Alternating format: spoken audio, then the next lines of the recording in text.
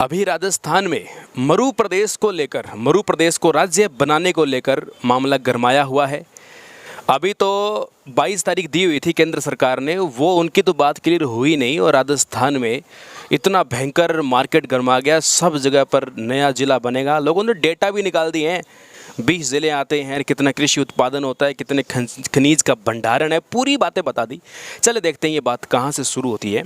ये बात स्टार्ट होती है हमारे देश के तत्कालीन उपराष्ट्रपति, उस समय के उपराष्ट्रपति जिनका नाम था भैरों सिंह शेखावत, राजस्थान के मुख्यमंत्री भी रहे थे। अब भैरों सिंह शेखावत जी ने पहली बार केंद्र सरकार से ये मांग रखी थी, फाइल लगाई थी कि हमारे मरु प्रदेश को राज्य बनाया जाए। और उन्होंने एक तर्क दिया था। वो तर्क ये था कि हमारा राजस्थान अन्य राजस्थान से भिन्न है। राजस्थान में रेतीली ज़मीन पाई जाती है, कृषि के संसाधनों का अभाव है, खनिज उत्पादन ढंग से खनिज है तो उनका दोहन नहीं हो पाता है। इसके अलावा नए सड़क मार्ग ढंग से विकसित है, रेल मार्ग नए ढंग से विकसित है, सिंचाई के साधनों का अभाव है। जो योजनाएं राजस्थान में आती है वो योजनाएं प्रॉपर मरु प्रदेश में लागू नहीं हो पाती। विकास के अभाव को देखते हुए उचित विकास के लिए एक नई मांग रखी गई थी उस समय। फिर ये मामला तत्कालीन प्रधानमंत्री अटल बिहारी वाजपेयी ने सन 2000 में मुद्दा उठाया था। उस समय 3 राज्य नए बनने की मांग थी कि 3 राज्य नए बनेंगे। तो उस समय एक मरु प्रदेश भी था। लेकिन अभी पिछले कुछ दिन पहले माननीय मुख्यमंत्री जी ने रेवड़ियों की तरह हमारे यहाँ पर जिलों को बांट दिया था। क्योंकि कोई भी जिला बनाया जाता है तो कोई ना कोई आधार होता है, किस बेसिस पे बनाया जाए।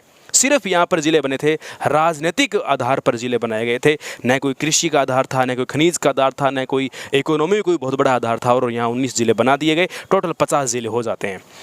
चुनावी दौर था इस समय ये काम हुआ था। क्योंकि आप जानते हो 4 साल में राजनीतिक मुद्दा चल रहा था। पहले तो सचिन और गहलोत जी दोनों आपस में निपट रहे थे, वो निपटा नहीं गया था। फिर मामला इस प्रकार चेंज हुआ कि कुछ तो देकर जाएं। फिर सबको उनको मोबाइल भी याद आए, राशन किट भी याद आई, पेंशन योजना भी याद आई, पता नहीं क्या क्या, ग्रामीण इंदिरा रसोई भी, सब कुछ इन्होंने लास्ट टाइम में खूब सारी योजनाएं लेकर राजस्थान में आए। इनको सैल्यूट है कि अच्छी अच्छी योजनाएं भी राजस्थान में लेकर आए। लेकिन सोचा राजस्थान तो बड़ा हाईलाइट हो रहा है, तो केंद्र सरकार ने भी थोड़ी सी भूमिका दिखाते हुए उन्होंने भी एक नई रिपोर्ट, जो पुरानी बात थी उसको हाईलाइट करते हुए बोला कि राजस्थान में मरु प्रदेश बन सकता है, नया राज्य। तर्क यदि वही वाला आज तक चलता रहे कि विकास नहीं हो रहा, राज्य बनाने से विकास होगा, तो ये गलतफहमी है। क्योंकि आप ये एक उदाहरण देख सकते हैं, सन 2014 2 जून को आंध्र प्रदेश को तोड़कर इस प्रकार से नया राज्य तेलंगाना बनाया गया था। तो उसके हालात आज तक नहीं सुधरे, आप देख सकते हैं। और विकास कितना क्या होता है वो आप भी जानते हैं। यदि तर्क वैसा ही है कि राजस्थान का विकास नहीं, तो विकास के लिए स्पेशल बहुत सारी योजनाएं लाई जा सकती है। अब ये जो मुद्दा है राजनीतिक स्तर पे देखा जाएगा तो लोग इसको बहुत सपोर्ट करेंगे कि मरु प्रदेश बनना चाहिए।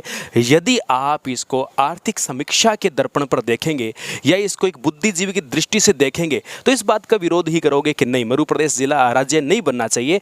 भाई देखो, इसमें 2 प्रकार के थॉट है। कुछ लोग इसके समर्थक भी होंगे, कुछ लोग समर्थक नहीं भी होंगे।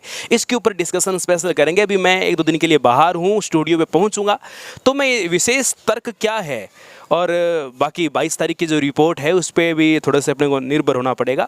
22 तारीख की रिपोर्ट और सत्र क्या कहता है, सत्र के दौरान जो बातें निकल कर आती है उसी के आधार पर आगे बात की जाएगी। उससे पहले यदि कोई किसी प्रकार से बातचीत करता है कि नया राज्य बन गया और इतने 20 ज़िले आते हैं, पहले 14 थे, फलाना दिमका, अब इस प्रकार अब लोगों ने पढ़ाना भी स्टार्ट कर दिया है, तो इस प्रकार से ऐसा नहीं करना चाहिए, मेरा ऐसा मानना है।